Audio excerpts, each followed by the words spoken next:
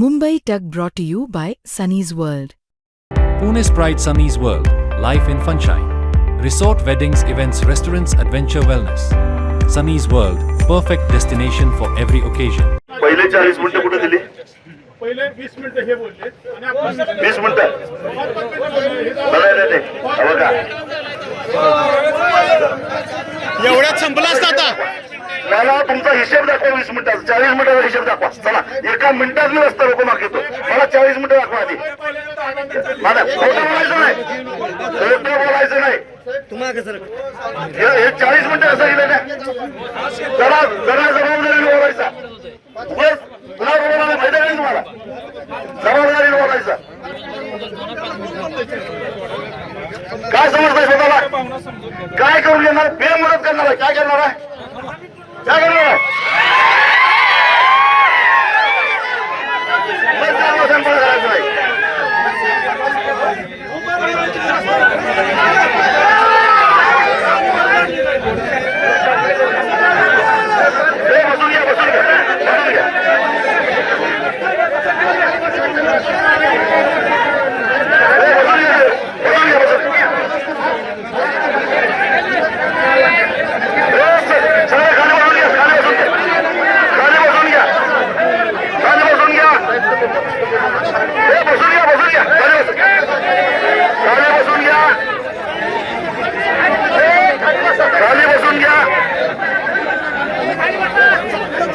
करायचं नाही. आपल्याला पोलिसांच्यावर भांडण काढायचं नाही. पण एखादा असतोय कोणतरी, पण बाकीच्या समजूतदारपणाची भूमिका घेतली नाही. खाली बसून घ्या.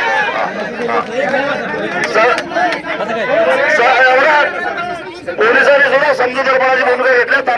माझा आता ऐका, मी थोडक्यात बोलतो. एवढंच मला सांगायचं आहे.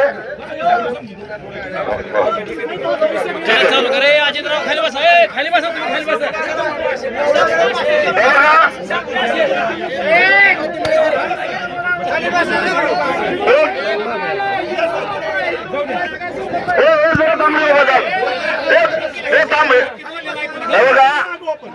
ठीक आहे, त्याने समजूतदारपणाची भूमिका घेतली. आपणही घेऊ. थांबा जरा.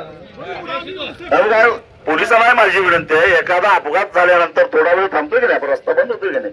अरे शेतकऱ्याच्या आयुष्यामध्ये अपघात व्हायला लागलेला आहे. जरा सहकार्य करा. तुमच्यातले 80% लोक शेतकरीच आहेत, मला माहिती आहे. मला हे सांगतो, हा तुम्हाला तुमच्या माहितीसाठी सांगतो,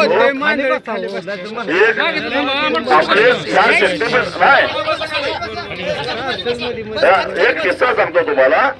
शक्तीपीठ महामार्गामध्ये जमीन जाणारे एक बाधित मोठे पोलीस अधिकारी आहेत. आणि ते मला सांगतात, साहेब काहीतरी करावं, आमची जमीन वाचवा. म्हणजे पोलिसांची जमीन जाणार नाही तशातला भाग नाही. पाहिजे नाव सुद्धा तुम्हाला सांगतो कोण आहेत ते.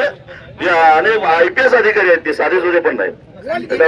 तेव्हा मला एवढंच सांगायचं आहे, हा शक्तीपीठ महामार्ग काही गरजेचा नाही आहे.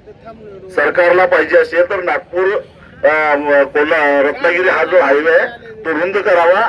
आणि तो 8 पदरी केला तरी सुद्धा जमीन शेतकऱ्याची घ्यावी लागणार नाही. एवढी जमीन आधीच तिथं घेऊन ठेवलेली आहे. तो करावा. गोव्याला जा, कुठेही जा. कोल्हापुरातनं गोव्याला जायला 8 रस्ते आहेत. आणि नागपूर रत्नागिरी आपला रस्ता आहे तो चांगला आहे, सुस्थितीत आहे. तो रुंद करा पाहिजे, एक्सप्रेस करा, आमचं काही म्हणणं नाही. पण हा नवा रस्ता करून 27,000 एकर बागायती जमीन त्याचं वाटोळं लावू नका.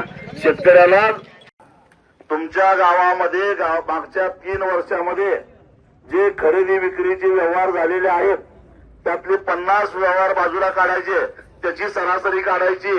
आणि ते म्हणजे बाजारभाव. आता गंमत अशी आहे की आपण जमीन विकत घेत असताना घेतोय 25 लाखाला, पण त्यातल्या साहेबाला पैसे देऊन रेडिएटर कार्ड म्हणतोय 3 लाख नाही तर 4 लाख रुपये.